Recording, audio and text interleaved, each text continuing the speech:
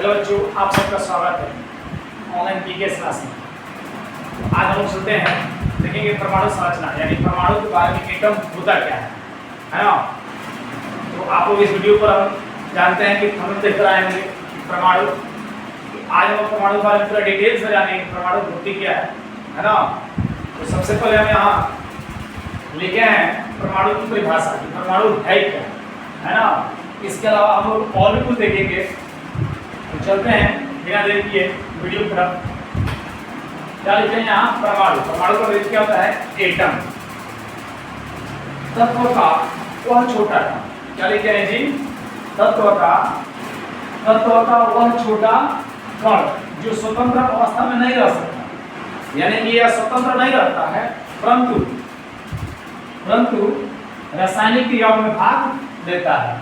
तो देखिए परमाणु होता क्या है। परमाणु तत्व का सबसे छोटा कण होता है ना, जो स्वतंत्र अवस्था में नहीं रह सकता है लेकिन सभी रासायनिक क्रियाओं में भाग लेता है ना। इसे हम क्या कहते हैं? परमाणु कहते हैं।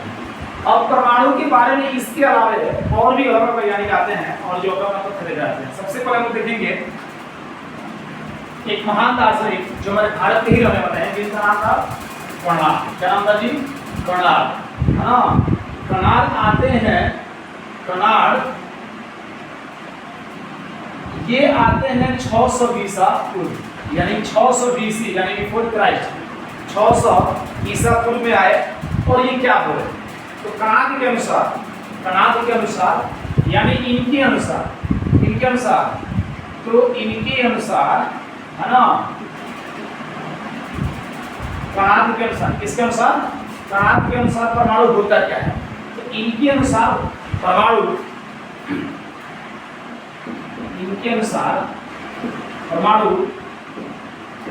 अत्यंत सूक्ष्म कणों का बना होता है। देखिए यहाँ हम लोग परमाणु के बारे में दो तथ्य देखें। पहला देखें कि तत्व का वह छोटा कण, यानी परमाणु क्या है? तो तत्व का वह छोटा कण है जो स्वतंत्र अवस्था में नहीं रह सकता, यानी स्वतंत्र नहीं रहेगा परंतु रासायनिक क्रियाओं में भाग लेता है ना। हमारे भारतीय महान दार्शनिक ये क्या थे? कर्नाड था। पूछा जाए ये क्या थे, तो ये हमारा एक भारत के ही क्या थे? महान दार्शनिक थे। क्या थे जी? महान दार्शनिक, है ना। और ये आए कब? 600 बीसी मतलब बिफोर क्राइस्ट, ईसा पूर्व की बातें हैं। उस समय आए और बोलते क्या है परमाणु के बारे में कि परमाणु अत्यंत सूक्ष्म कणों का बना होता है। इसके अलावा और भी कुछ बोले। क्या बोले? कि परमाणु अविभाज्य होती है। परमाणु क्या होती है? अविभाज्य होती है। इतना कहने के बाद ये और कुछ बोलते हैं। क्या बोलते हैं?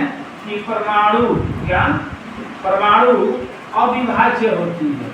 परमाणु अविभाज्य होती है, लेकिन आगे अभी हम पढ़ाएंगे तो आप लोग देखेंगे कि हम लोग परमाणु को बांट सकते हैं, क्योंकि परमाणु के 3 मूल मौलिक कण के बारे में हम यहाँ दिखने जा रहे हैं। ठीक है ना। तो उम्मीद करते हैं कि यहाँ तक समझ में आया होगा। अब हम चलते हैं इसके जस्ट आगे।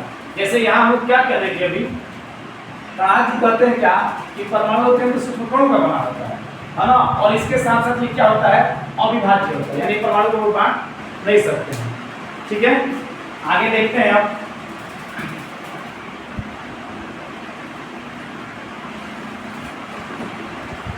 अब देखिए, अब इसके आगे जस्ट और भी बहुत सारे वैज्ञानिक आते हैं जो अपना अपना नियम देखा जाता है ना। तो इसी में एक और वैज्ञानिक का हम नाम लेंगे। आप लोग यहाँ देखेंगे परमाणु से संबंधित रासायनिक संयोग के नियम। क्या? रासायनिक संयोग के नियम। क्या देखेंगे हम लोग? रासायनिक संयोग के नियम, है ना। अब रासायनिक संयोग के नियम के बारे में 3 वैज्ञानिक आते हैं। कितने आते हैं? 3 वैज्ञानिक आते हैं और तीनों अपना अपना तथ्य दे जाते हैं और कुछ नियम दे जाते हैं। तो जिसमें आप वो नाम सुने होंगे, लग्रांजे आते हैं, प्राउच आते हैं और डाल्टन आते हैं। कौन कौन आते हैं? तीनों वैज्ञानिक का नाम यहाँ लिखते हैं आप। लग्रांजे कौन आते हैं? लग्रांजे आते हैं, है ना। इन्होंने भी एक अपना नियम दिया है। कब दिया है? तो 1774 में ये आते हैं, है ना। इसके बाद से प्राउच आते हैं, है ना। और प्राउस्ट के बाद से आते हैं डाल्टन, है ना, जिनका पूरा नाम है जॉन डाल्टन। ये आते हैं जॉन डाल्टन। कौन आते हैं? John Dalton. 3 वैज्ञानिक आते हैं रासायनिक संयोग का नियम लेकर, है ना, जो एक एक करके देखेंगे। तो सबसे पहले हम देखेंगे लग्रांजे के बारे में। लग्रांजे ने परमाणु के बारे में क्या कहा, ठीक है ना। तो लग्रांजे रासायनिक संयोग के नियम के आधार पे पहला ये नियम देते हैं, यानी कौन? लग्रांजे क्या कहते हैं? लग्रांजे कहते हैं, लग्रांजे ने एक नियम दिया। इनके नियम का जो नाम है, इनके नियम, इनका जो नियम है पदार्थ की अनवरता का नियम। क्या? पदार्थ की अनवरता का नियम। पदार्थ की अनवरता का नियम, है ना। ये नियम के अनुसार क्या कहते हैं? ये कहते हैं कि रासायनिक अभिक्रिया के फलस्वरूप क्या बोलते हैं ये? कौन? लग्रांजे के अनुसार ये 1774 में आते हैं, है ना, और बोलते हैं कि किसी भी रासायनिक अभिक्रिया के फलस्वरूप, किसी भी रासायनिक अभिक्रिया के फलस्वरूप कुल द्रव्यमान अपरिवर्तित रहता है। क्या रहता है? अपरिवर्तित रहता है। ये क्या बोलते हैं? कि रासायनिक संयोग होगा, यानी अभिक्रिया होगी। क्या होगी? अभिक्रिया होगी। इनके अनुसार देखिए, हम शॉर्ट में लिखेंगे, पूरा नहीं लिखेंगे, लेकिन आप लोग को मेरी बात को सुनना, तो हम जो मूल बातें होती वही लिखेंगे। ये बोले थे क्या कि द्रव्यमान, क्या बोले थे? द्रव्यमान अपरिवर्तित रहता है। क्या बोले थे जी? द्रव्यमान अपरिवर्तित रहता है। द्रव्यमान क्या रहता है? अपरिवर्तित रहता है। मतलब क्या? मतलब क्या कि जैसे यहाँ हम एग्जाम्पल दिखा दे कि हमने 2 तत्व लिया, ए और बी, और इसको रासायनिक अभिक्रिया कराएंगे तो यह बनेगा क्या? हमने 2 तत्व लिया, ए और बी, और इसको रासायनिक अभिक्रिया कराएंगे तो हम मान सकते हैं एग्जाम्पल फॉर सी और डी। यानी हमने ए और बी लिया, उत्पाद के रूप में सी और डी बना। मूल बातें कहने की ये है कि हमने जितना लिया था, जैसे जितना इनपुट लेंगे उतना आउटपुट निकलेगा, है ना। तो कहने का मतलब ए और बी लेंगे तो अभिक्रिया के फलस्वरूप सी और डी बनेगा, यानी द्रव्यमान अपरिवर्तित रहेगा, नहीं बदलेगा। ये कौन बोले थे? लग्रांजे बोले थे। कौन बोले थे जी? लग्रांजे। उम्मीद करते हैं कि यहाँ तक आप लोग को समझ में आया होगा। अब हम लोग जस्ट आगे बढ़ेंगे तो हम प्राउस्ट के बारे में देखेंगे। किसके बारे में देखेंगे? प्राउस्ट के बारे में देखेंगे, है ना। तो चलते हैं कि प्राउस्ट क्या बोलते हैं। तो प्राउस्ट देखो क्या बोलते हैं। प्राउस्ट लेकर जो अपना नियम आते हैं, है ना, इसको मिटा दें। तो चलिए जॉन डाल्टन मिटाते हैं, और यहाँ ये जो दिए हैं प्राउस्ट, इनके बारे में देखते हैं कि इन्होंने क्या कहा, ठीक है ना। देखिए प्राउस्ट के अनुसार, प्राउस्ट के अनुसार रासायनिक संयोग के नियम के आधार पर ये कौन सा नियम देते हैं, है ना। तो प्राउस्ट महोदय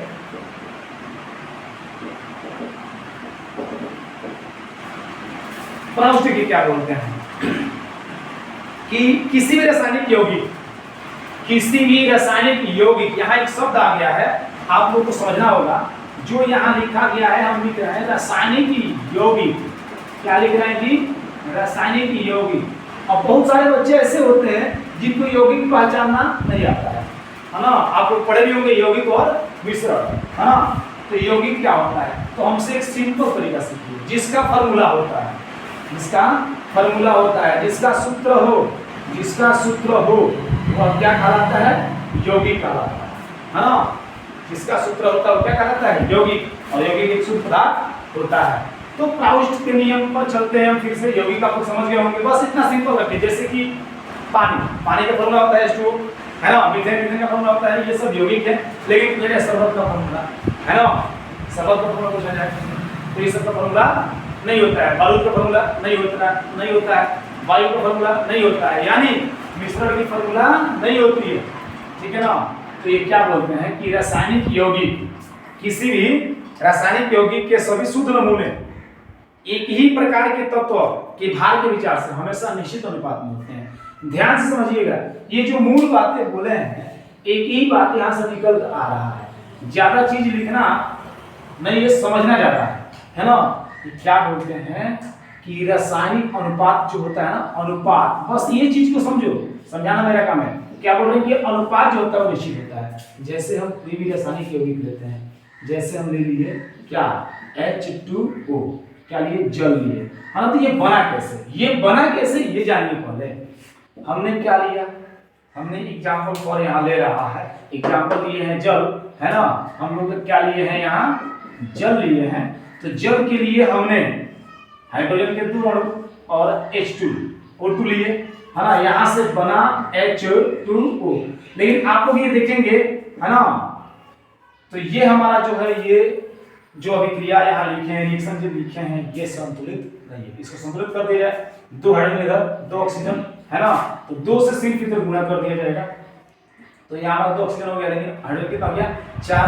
तो यहाँ से 2 हम गुणा कर देंगे, ठीक है ना। तो हमारी रासायनिक समीकरण ये संतुलित हो गया। लेकिन अनुपात समझना है। अनुपात अगर हम जल की बात करें, जल की बात करें, तो जल में हाइड्रोजन और ऑक्सीजन का अनुपात कितना होता है? तो हाइड्रोजन के 2 अणु में कितने हैं? 2, और ऑक्सीजन के 1। यही हमारा अनुपात निकल रहा है, ठीक है ना।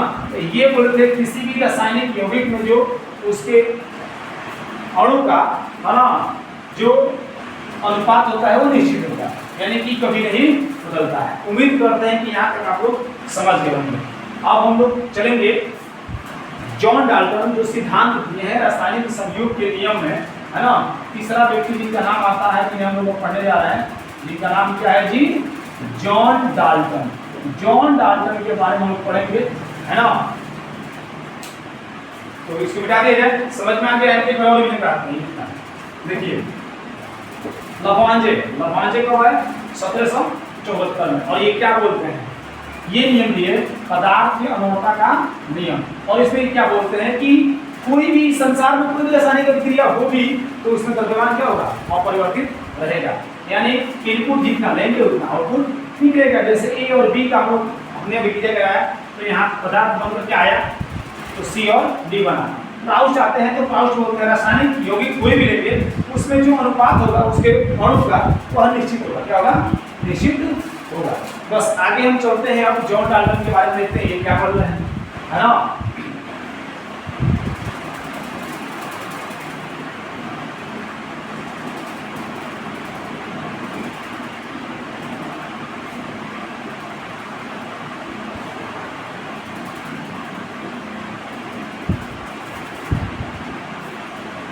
अब हम लोग पढ़ेंगे जॉन डाल्टन ने परमाणु के बारे में क्या कहा, है ना। तो जॉन डाल्टन, कौन जी? जॉन डाल्टन, है ना। और यहां से किसी भी एग्जाम में अत्यधिक प्रश्न पूछे जाते हैं। तो जॉन डाल्टन की परमाणु सिद्धांत की मान्यता है। इन्होंने परमाणु सिद्धांत दिया, यानी परमाणु के बारे में क्या बोला है। तो यहाँ से हम देखते हैं इसका क्या चीज? परमाणु सिद्धांत। इसका सिद्धांत जॉन डाल्टन का परमाणु सिद्धांत हम लोग यहाँ से देखेंगे, है ना। देखो एटम के बारे में इन्होंने परमाणु सिद्धांत क्या दिया है ना, यानी कि क्या बोलते हैं। तो सबसे पहली बात, ये तो बहुत सारा तथ्य देते हैं, है ना। हम लोग सब एक एक करके देखेंगे। चलो हम मुख्य 5 बातें बताएंगे इनके बारे में कि इन्होंने क्या कहा है। तो सबसे पहला ये बोलते हैं कि सभी परमाणु, क्या चीज? सभी परमाणु, इस संसार का जितना भी परमाणु है ना, यानी पदार्थ भी बोल सकते हैं, सभी पदार्थ, क्या? सभी पदार्थ सूक्ष्म कणों से बने होते हैं। क्या बोलते हैं? सभी परमाणु यहाँ पदार्थ भी देते हैं, किससे बने होते हैं जी? सूक्ष्म कणों से बने होते हैं। सूक्ष्म कणों का बना होता है ना। कोई भी चीज है आपके सामने, कोई भी मार्कर नहीं है, ये भी एक कण से मिलकर बना हुआ है। अर्थात क्या बोलते हैं कि सभी परमाणु यानी पदार्थ सूक्ष्म कणों से बने होते हैं। सूक्ष्म कण होता है छोटा, एकदम छोटा, अत्यंत छोटा, ठीक है ना। और ये क्या बोलते हैं कि इन्हें परमाणु यानी क्या? परमाणु को विभाजित नहीं किया सकता। क्या बोलते हैं? परमाणु को विभाजित नहीं किया जा सकता। ये क्या बोलते हैं? परमाणु को विभाजित नहीं किया जा सकता है, नहीं किया जा सकता है। क्या बोलते हैं? परमाणु को विभाजित नहीं किया सकता, यानी इसको हम तोड़ नहीं सकते हैं, बांट नहीं सकते हैं ना। आगे ये क्या बोलते हैं कि कोई भी रासायनिक अभिक्रिया करा दी जाए इस संसार में, कोई भी दो तत्व लेके अभिक्रिया दो या दो से अधिक तत्वों के बीच होती है, तो कोई भी दो तत्व लेंगे या दो से अधिक लेंगे, तो रासायनिक अभिक्रिया के फलस्वरूप जो भी पदार्थ बनेगा उसमें द्रव्यमान क्या रहता है, संचित रहता है। हम लोग आगे पढ़ेंगे भी द्रव्यमान संचय का सिद्धांत, यानी कहने का जितना हमने अभिक्रिया में लिया जो भी तत्व उसका जो द्रव्यमान होगा, और अभिक्रिया के फलस्वरूप जो बनता है, मतलब अभी हम दिखाए थे कि ए और बी अगर हमने लिया है ना, तो उत्पाद में सी और डी ही बनेगा, मतलब कि जितना द्रव्यमान इधर उतना इधर, है ना। इसको हम बोलते हैं द्रव्यमान संचय का सिद्धांत, है ना। यानी क्या अभिकारक भी जितना होगा उतना प्रतिफल में भी द्रव्यमान होना चाहिए, ठीक है ना। तीसरा बात है ये बोलते हैं। चौथी बात है ये क्या बोलते हैं कि इस संसार में बहुत सारे परमाणु, जो भी परमाणु या तो जो भी चीजें हैं, सबका आकार क्या, सबका आकार, द्रव्यमान, गुण अलग अलग होता है। क्या होता है, अलग अलग होता है, अलग अलग होता है। जॉन डाल्टन ने क्या क्या बातें कही, जॉन डाल्टन ने क्या क्या बातें कही। पहला हम लोग देखिए कि परमाणु सूक्ष्म कणों का बना होता है, दूसरा देखिए परमाणु को विभाजित नहीं किया जा सकता है, तीसरा देखिए कि द्रव्यमान संचित रहता है या द्रव्यमान नहीं होता है। अभिक्रिया के फलस्वरूप यानी अभिक्रिया के पहले और अभिक्रिया के बाद, यानी अभिक्रिया होने के पहले अभिक्रिया होने के बाद द्रव्यमान जो होता है बराबर होता है। आकार, द्रव्यमान, गुण अलग अलग होते हैं किसके, तो इस संसार में जो भी परमाणु है सब अलग अलग है, सबके गुण, आकृति, आकार, मतलब जो भी है सब चीज क्या होता है, भिन्न भिन्न होता है। अगला एक और हम लोग देखेंगे और यहीं पर वीडियो को हम लोग समाप्त करेंगे, ठीक है ना। चलिए एक और देखते हैं। रासायनिक, आप लोग कहेंगे कि रासायनिक सर आप लेकर आए, लेकिन रासायनिक का मतलब अभी तक आपने नहीं बताया। देखो हम यहाँ लिखे रासायनिक अभिक्रिया, क्या लिखे जी, रासायनिक अभिक्रिया।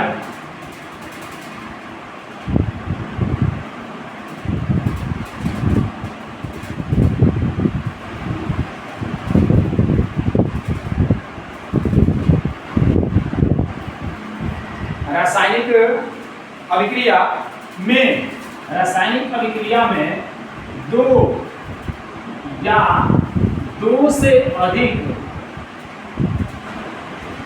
दो या दो से अधिक परमाणु, दो या दो से अधिक परमाणु आपस में संयोग करके, आपस में संयोग करके, आपस में क्या करके, संयोग करके क्या करते हैं, तो यौगिक बनाते हैं। यही तो समझना है, यौगिक बनाते हैं, यौगिक बनाते हैं। देखो रासायनिक जहां भी लगा हो समझ जाना नए पदार्थ के निर्माण करने की बात कही जा रही है। क्या लिखा गया है, रासायनिक, क्या लिखा गया है कि रासायनिक अभिक्रिया में दो या दो से अधिक परमाणु परस्पर संयोग करके, मतलब आपस में मिलकर, है ना, क्या बनाते हैं, यौगिक बनाते हैं। यौगिक आ गया मतलब समझो कि जो परमाणु लिए होंगे इसका गुण और इसका गुण क्या होगा, बिल्कुल अलग होगा। हम लोग ने इस वीडियो में क्या क्या देखा है, तो सबसे पहले हम ये देखे कि परमाणु होती क्या है, ठीक है ना। तो हम लोग परमाणु का परिभाषा देखे थे कि परमाणु तत्व का सबसे सूक्ष्म कण होता है, छोटा कण होता है ना, जो स्वतंत्र अवस्था में नहीं रहता है लेकिन रासायनिक अभिक्रिया में भाग लेता है। उसके बाद हम लोग कणाद के बारे में देखे थे, जो महान दार्शनिक है ना। उसके बाद हम लोग लग्रांजे के बारे में देखे, क्राउस्ट के बारे में देखे। तीसरा जॉन डाल्टन के परमाणु सिद्धांत को देखे। अब हम लोग मिलते हैं अगले वीडियो के साथ, तब तक इसमें इतना ही के लिए थैंक्स। जय हिंद, जय भारत।